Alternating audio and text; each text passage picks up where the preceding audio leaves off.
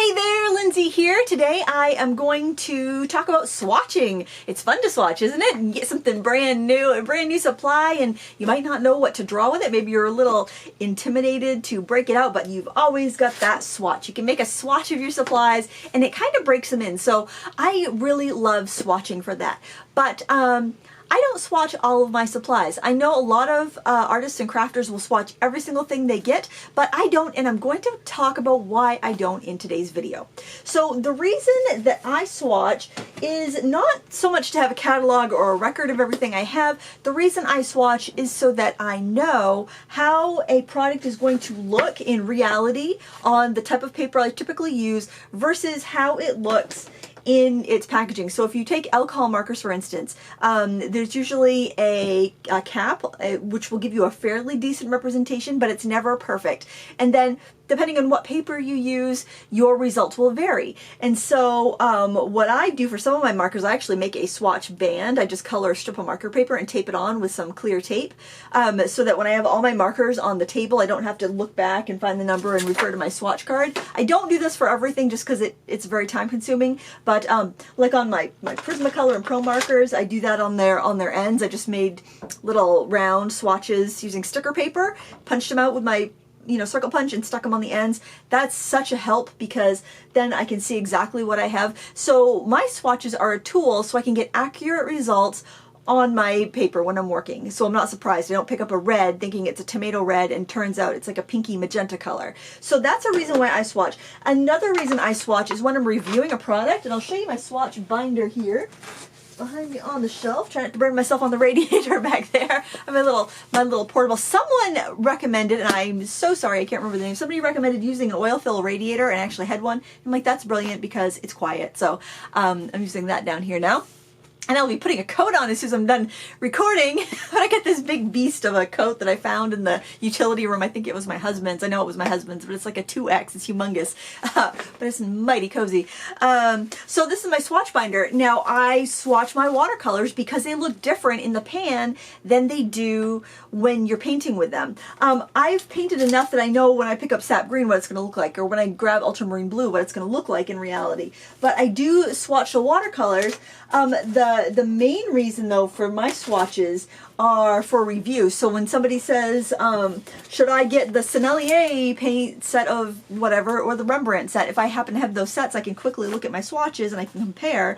Or when I'm reviewing a brand new set of watercolors, I can bring my swatch over to my swatch book and say, okay, let's see, how does this look compared to other similarly priced paints and whatnot. So that's why I keep this swatch binder. If I didn't do reviews, I probably wouldn't keep the binder. I just have a little, let's see, do I have a, oh I do, hang on one second, right here.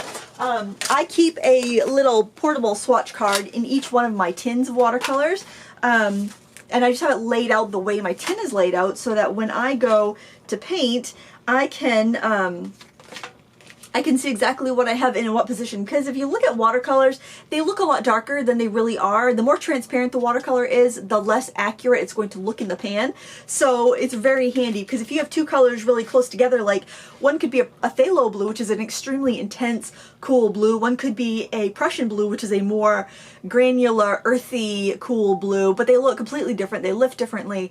So you don't want to grab the wrong one by mistake if it's not a palette that you're really familiar with. Another thing that I do sometimes with watercolors, if it's in my big studio palette, I run a piece of tape around the edge and I write with a Sharpie what is in each well because the wells are on the edges, and that really helps. And I've been doing that since I was a little kid. I think my art teacher taught me that when I was like 7. So yeah, swatch for things that need it. Now I don't swatch typically unless I'm doing a review and I feel like it's necessary. I don't swatch colored pencils because the lead on a traditional wax-based colored pencil is going to look the same. And I'm not talking about the barrel, although some pencils are really good at representing the color on the barrel, but I can see the lead and I can see what color that's going to be. So I typically don't swatch pencils unless I am preparing for a review and I haven't used the pencils that much.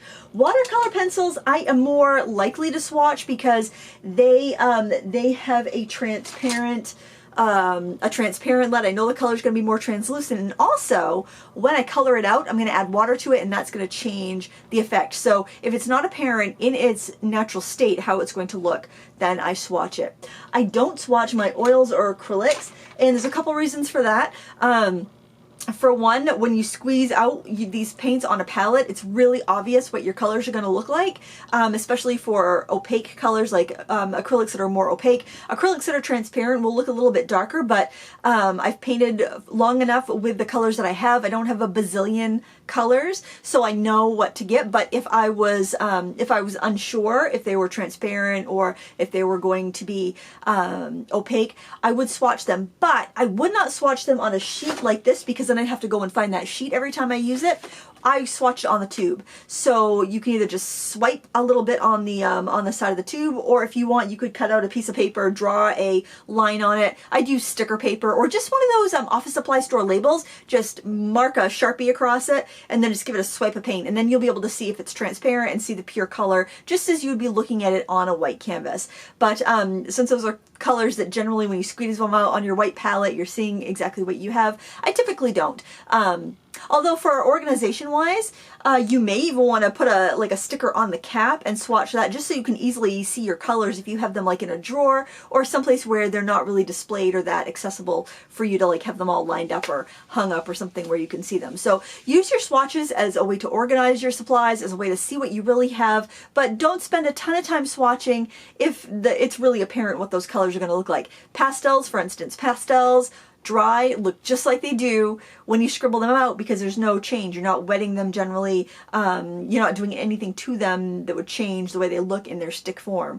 So that's my opinion. You can do obviously whatever you want, but I see a lot of swatching being done as a procrastination to creating art, and I don't want you to procrastinate creating your art. I want you to jump in and have fun and learn, because the best way to learn how to draw or paint is to draw or paint. It's not watching my tutorials, it's not watching anybody's tutorials, it's not reading all the books on the topic, it's getting your hands dirty and playing with those supplies. And that's where you're going to get the joy out of your supplies. It's not, I mean, sure, it's fun to look at them on the shelf, it's fun to purchase them, it's fun to collect them, but the real joy, the lasting joy that will bring you happiness for years and years and years is using them, is painting with them, drawing with them, and playing with those supplies. Using them up is a great thing, because then you can go get some more and you'll feel good about buying more when you've used what you already have. So there's some 2 cents for you. I hope you found it helpful, and I hope that helps you determine what supplies are worth swatching and what are buying the way they are. Thank you so much for watching, and until next time, happy crafting.